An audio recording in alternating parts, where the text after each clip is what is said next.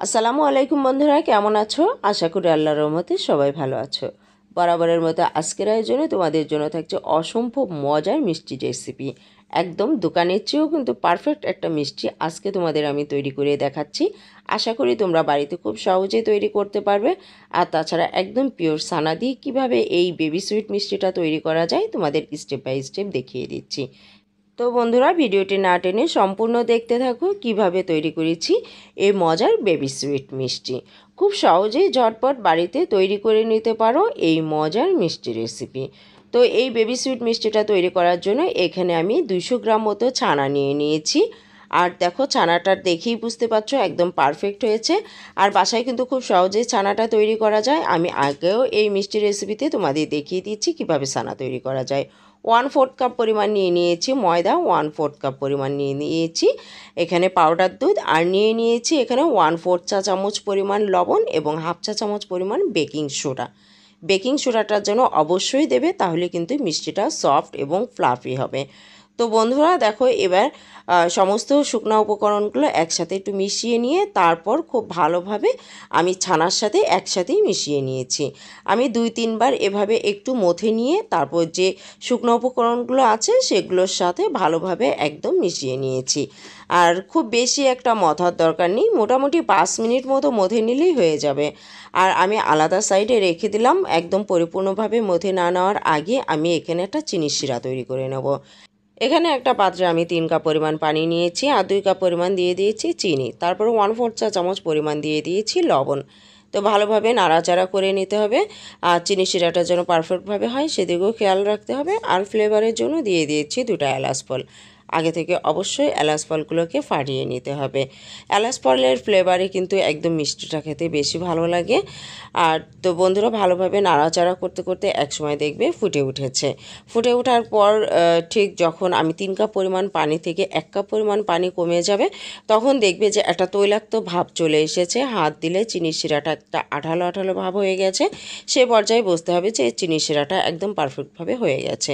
আমি শিরাটা সাইড করে রেখে আবারও 2 থেকে 3 মিনিট পরিমাণ মথে নেব। এই দেখতে পাচ্ছ যে এই যে আমরা টেক্সচারটা তৈরি করছি যে মিষ্টি বানানোর জন্য, আর একদম হাতের তালুতে কিন্তু নিয়ে ভালোভাবে মথে নিতে হবে যেন একদম মিহি হয়, সেদিকে খেয়াল করতে হবে যেন গোটা গোটা ভাব না থাকে। এতে করে কিন্তু মিষ্টির ভিতরটাও গোটা গোটা ভাব থাকবে। তারপর একটু একটু করে নিতে হবে, একদম মার্বেলের মতো ছোট ছোট করে আমি বল তৈরি করে নিচ্ছি। তো বন্ধুরা, তোমরা যেমন সাইজের একদম সুইট বলটা তৈরি করবে ঠিক সেই পরিমাণ কিন্তু তোমরা এই মিষ্টিটা তৈরি হবে। তো বন্ধুরা, এখানে কিন্তু আমি মার্বেলের মতো ছোট ছোট করে নিয়েছি। আর ঠিকই ভেজে নিতে হবে বন্ধুরা, তবে কিন্তু কোন আঁচে ভাজতে হবে সেদিকটা খেয়াল রাখতে হবে। একদম প্রথমে মনে হবে যেন বুদবুদেই উঠছে না, হালকা গরম তেলের মধ্যে দিয়ে দিতে হবে। যদি ফুটন্ত তেলে যদি তোমরা ভাজতে চাও তাহলে কিন্তু একদম মিষ্টিটা ভালো হবে না। অল্প আঁচে ভেজে নিতে হবে একটু ধৈর্য ধরে, তাহলে সেই মিষ্টিটা খেতে ভালো লাগবে। 5 মিনিট ভাজার পরে দেখো হালকা একটা ব্রাউন কালার মতো হয়ে গেছে, জাস্ট ক্রিম কালার মতো। সে পর্যায়ে আমি কয়েকটা মিষ্টি এভাবে শিরার মধ্যে ঢেলে দিলাম। তো ভাজতে ভাজতে কিন্তু আমরা ভাজবো আর কিছু কিছু মিষ্টি আমরা শিরার মধ্যে দিয়ে দেব। আবারও ঠিক 2-3 মিনিট ভাজার পরে একটা ঠিক দেখো বিস্কিট কালার মতো চলে এসেছে, সেই পর্যায়ে আবারও দিয়ে দিলাম।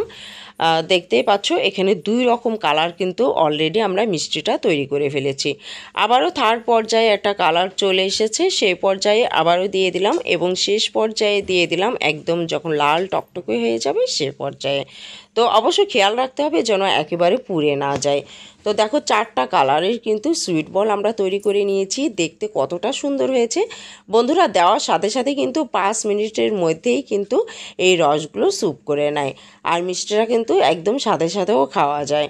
তোমরা বাড়িতে এইভাবে তৈরি করে দেখো, ইনশাল্লাহ তোমরা খুব সুন্দরভাবে তৈরি করতে পারবে। আর খেতেও কিন্তু খুবই ভালো হবে। আর ছোট থেকে বড়রা তো সবাই খুবই পছন্দ করবে। বাইরে গিয়ে এত দাম দিয়ে মিষ্টি কিনতে হবে না। আমি কিন্তু একটা ভেঙে দেখিয়ে দিচ্ছি অলরেডি কেমন হয়েছে। তো বন্ধুরা, যদি ভালো লেগে থাকে অবশ্যই চ্যানেলটিকে সাবস্ক্রাইব করে পাশে থেকো। আর ফ্যামিলি এবং ফ্রেন্ডদের সাথে বেশি বেশি শেয়ার করো। সে পর্যন্ত ভালো থেকো, সুস্থ থেকো। আল্লাহ হাফেজ।